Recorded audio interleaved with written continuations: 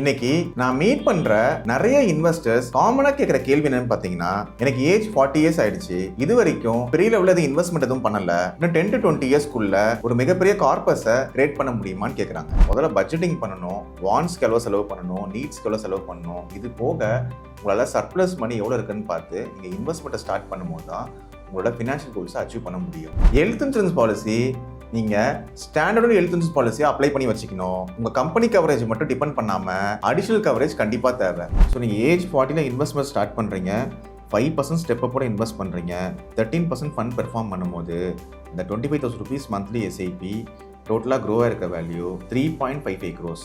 Systematic withdrawal பிளான்ல என்ன பெனிஃபிட்னு பார்த்தீங்கன்னா, உங்களுக்கு மந்த்லி இன்கமும் கிடைக்கும், ப்ளஸ் உங்க கேபிட்டலும் க்ரோ ஆகிட்டே இருக்கும். Hello everyone, myself Deepak Gokul. இன்னைக்கு பார்க்க போற டாபிக் ஏஜ் 40+ ஃபினான்ஷியல் பிளானிங் எப்படி சக்சஸ்ஃபுல்லா பண்ணலாம்னு பார்க்கலாம். இன்னைக்கு நான் மீட் பண்ற நிறைய இன்வெஸ்டர்ஸ் காமனா கேட்கிற கேள்வி என்னன்னு பார்த்தீங்கன்னா, எனக்கு ஏஜ் 40 இயர்ஸ் ஆயிடுச்சு, இது வரைக்கும் பெரிய லெவல்ல இன்வெஸ்ட்மெண்ட் எதுவும் பண்ணல, இன்னும் 10 to 20 இயர்ஸ்க்குள்ள ஒரு மிகப்பெரிய கார்பஸை கிரியேட் பண்ண முடியுமான்னு கேட்குறாங்க. நிச்சயமா முடியும். நீங்க ஃபோக்கஸ்டா ஒரு டிசிப்ளினா ஒரு இன்வெஸ்ட்மெண்ட் கன்டினியூ பண்ணி பிளான் பண்ணீங்கன்னா அதுலேருந்து ஒரு நல்ல மந்த்லி இன்கம் ப்ளஸ் உங்களுக்கு ஃபேமிலிக்கு ஒரு நல்ல லெகசியும் கிரியேட் பண்ணலாம். அது எப்படி கிரியேட் பண்ணுறத டீட்டெயிலாக இந்த வீடியோவில் பார்க்கலாம். இப்போ 40 வயசு ஆகியும் என்னால் இன்வெஸ்ட்மெண்ட்ஸை பெரிய லெவலில் ஸ்டார்ட் பண்ண முடியல, அதுக்கான முக்கியமான ரீசன்ஸ் என்னென்ன இருக்குன்னு பார்க்கலாம்.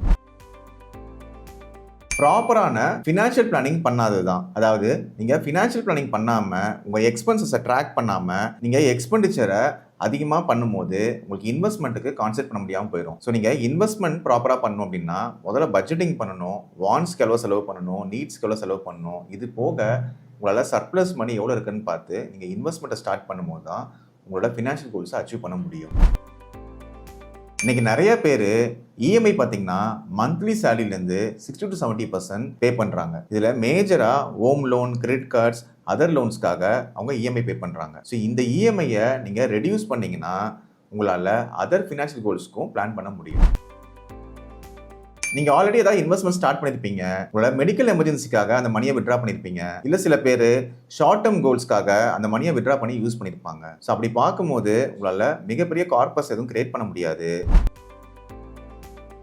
ஆல்ரெடி உங்கள் இன்வெஸ்ட்மெண்ட்டை லோ ஈல்டு ப்ராடக்ட்ல நீங்கள் இன்வெஸ்ட் பண்ணியிருப்பீங்க, அதாவது 5 to 6% தான் ஜென்ரேட் பண்ண முடியும்.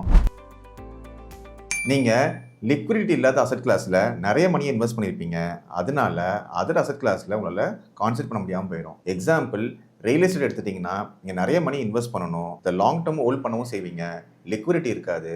ஸோ அதர் இன்வெஸ்ட்மெண்ட்ஸில் உங்களால் கான்சென்ட்ரேட் பண்ண முடியாமல் போயிடும். இதுக்கெல்லாம் ஒரு சொல்யூஷன், இது வரைக்கும் பண்ண மிஸ்டேக்ஸை அவாய்ட் பண்ணி இதுக்கப்புறம் நான் சொல்ல போகிற சிம்பிள் ஸ்டெப்ஸை ஃபாலோ பண்ணிங்கன்னா உங்களால் ஃபினான்ஷியல் கோல்ஸை கண்டிப்பாக அச்சீவ் பண்ண முடியும். அது எப்படின்னு பார்க்கலாம். முதல் விஷயம், நீங்கள் எமர்ஜென்சி ஃபண்ட் வச்சுக்கணும். எமர்ஜென்சி ஃபண்ட்னா கண்டிஜென்சி பிளானிங் சொல்லலாம். உங்களோட மந்த்லி சேலரிலேருந்து 2 to 3 months அமௌண்ட்டை நீங்கள் ஒரு லிக்விட் ஃபண்ட்லேயோ இல்லை ஒரு ஷார்ட் டேர்ம் டெபாசிட் ஃபண்ட்லேயோ நீங்கள் வச்சுக்கலாம். நீங்கள் டேர்ம் பிளான் கவரேஜ் கண்டிப்பாக பிளான் பண்ணணும். உங்களுக்கு இன் கேஸ் ஆஃப் டிமேஸ் அப்படின்னா அடிக்குவேட் லைஃப் கவரேஜ் தேவை. அப்படி பார்க்கும்போது உங்கள் annual income into 10 times of coverage நீங்கள் வச்சிருக்கணும். இன்வெஸ்ட்மெண்ட் பிளான் பண்ணுறதுக்கு முன்னாடியே ப்ரொடெக்ஷனுக்கும் நீங்கள் ப்ராப்பராக பிளான் பண்ணணும். எவ்ரிதிங் கோஸ் வெல்னா இன்வெஸ்ட்மெண்ட் சப்போர்ட் பண்ணணும், எனிதிங் கோஸ் ராங்னா உங்களுக்கு இந்த மாதிரி ப்ரொடெக்ஷன் பிளான்ஸ் நம்ம சப்போர்ட் பண்ணணும். ஹெல்த் இன்சூரன்ஸ் பாலிசி நீங்கள் ஸ்டாண்டர்ட் ஹெல்த் இன்சூரன்ஸ் பாலிசியை அப்ளை பண்ணி வச்சுக்கணும். உங்கள் கம்பெனி கவரேஜ் மட்டும் டிபெண்ட் பண்ணாமல் அடிஷனல் கவரேஜ் கண்டிப்பாக தேவை. என்ன ரீசன் பார்த்தீங்கன்னா, நாளைக்கு ஜாப் ஸ்விட்ச் பண்ணும்போதோ இல்லை ரிட்டையர்மெண்ட் ஆகும்போதோ உங்களுக்கு பாலிசி இஷ்யூன்ஸில் டிஃபிகல்ட்டிஸை ஃபேஸ் பண்ணுவீங்க. மெயின் விஷயம், உங்கள் ஏஜ் இன்க்ரீஸ் ஆகும்போது ப்ரீமியம் இன்க்ரீஸ் ஆகும். ஏதாவது ப்ரீ எக்ஸிஸ்டிங் டிசீஸ் இருக்குன்னா அதுக்கு கண்டிஷனை பேஸ் பண்ணி தான் இன்சூரன்ஸ் பண்ணுவாங்க. அதனால உங்களுக்கு தனியாக ஸ்டாண்டர்ட் ஹெல்த் இன்சூரன்ஸ் பாலிசி கண்டிப்பாக அப்ளை பண்ணி வச்சுக்கணும். Term insurance and health insurance இது ரெண்டுமே நீங்கள் நல்ல ஹெல்த் ஸ்டேட்டஸில் இருக்கும் போதே எடுத்து வச்சுக்கணும். இன்னொரு விஷயம், நீங்கள் ஏர்லி ஏஜில் எடுக்கும் போது ப்ரீமியமும் கம்மியாக இருக்கும். Home loan and other EMIs 60 to 70% தான் நிறைய பேர் வச்சுருக்காங்க.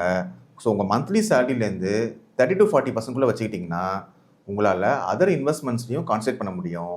அதனால உங்கள் ஃபினான்ஷியல் கோல்ஸ் அச்சீவ் பண்ணுறதுக்கு ஈஸியாகவும் இருக்கும். ஒரு எக்ஸாம்பிள் பார்க்கலாம். ஒரு 1 lakh rupee மந்த்லி நெட் சேலரிலேருந்து எப்படி பட்ஜெட்டிங் பண்ணி இன்வெஸ்ட்மெண்ட்டுக்கு ஃபோக்கஸ் பண்ணணும்னு பார்க்கலாம். நீங்கள் 1 lakh rupee monthly net salary வாங்குறீங்க, 40,000 rupees இஎம்ஐக்கு போகுதுன்னு வச்சுக்கோங்க. ரிமைனிங் 60,000 rupeesல ஒரு 20,000 rupees உங்களுக்கு எசென்ஷியல் நீட்ஸ்க்காக யூஸ் பண்ணுறீங்க. ரிமைனிங் வந்து பார்த்தீங்கன்னா வான்ஸுக்கு ஒரு 10,000 rupees யூஸ் பண்ணுறீங்க.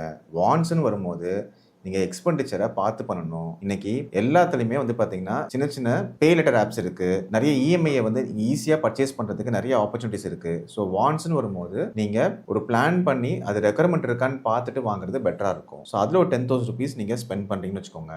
ரிமைனிங் 30,000 rupeesல ஒரு 5,000 rupees ப்ரொடெக்ஷன் பிளான்ஸ்க்காக நீங்கள் ஸ்பெண்ட் பண்ணலாம். ப்ரொடெக்ஷன் பிளான்ஸ்னும் போது ஹெல்த் இன்சூரன்ஸும் டேர்ம் இன்சூரன்ஸும் நீங்கள் ஃபோக்கஸ் பண்ணலாம். ரிமைனிங் 25,000 rupeesஐ சைல்டுக்காக ஒரு 10,000 rupeesம் ஒரு 15,000 rupees ரிட்டைர்மெண்ட்டுக்காகவும் நீங்கள் பிளான் பண்ணலாம். உங்களால் எல்லா ஃபினான்ஷியல் கோல்ஸுக்குமே ஃபோக்கஸ் பண்ண முடியும். அதை அச்சீவ் பண்ணுறதுக்கும் ஈஸியாக இருக்கும். கால்குலேஷன் பார்ட் பார்க்கலாம். உங்கள் ஏஜ் 40ல் இன்வெஸ்ட்மெண்ட்டை ஸ்டார்ட் பண்ணுறீங்க.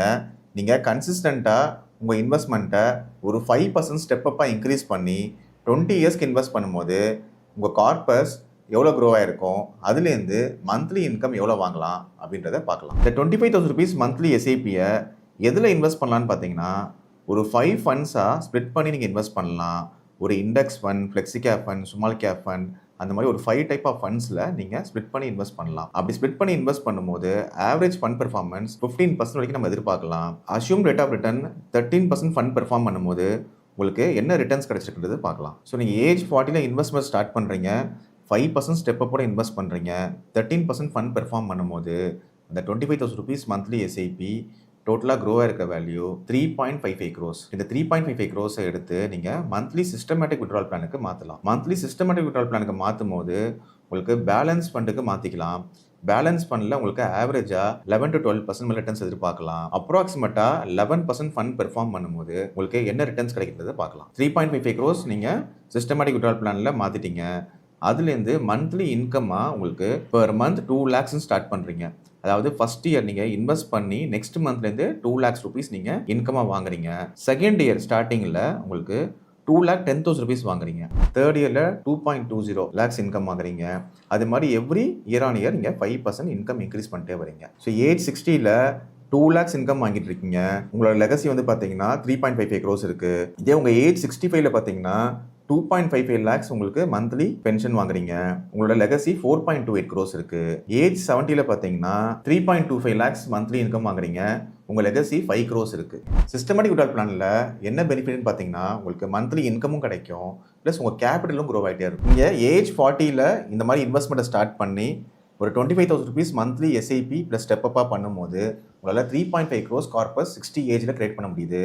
அது சிஸ்டமேட்டிக் விட்ரால் பிளானில் மாற்றி மந்த்லி இன்கமாக 2 lakhs வாங்குறீங்க.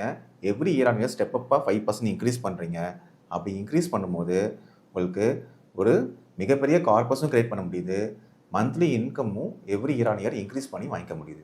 ஸோ உங்கள் ஏஜ் 40+ இருக்குது, இது வரைக்கும் இன்வெஸ்ட்மெண்ட்ஸ் எதுவும் பண்ணலனாலும் இந்த மாதிரி ஒரு சர்ப்ளஸ் மணி அலோகேட் பண்ணி எஸ்ஐபியில் ஸ்டெப் அப் பண்ணி சிஸ்டமேட்டிக் விட்ரால் பிளானில் சிஸ்டமேட்டிக்காக மணியை நீங்கள் இன்க்ரீஸ் பண்ணி விட்ரா பண்ணிக்கலாம்.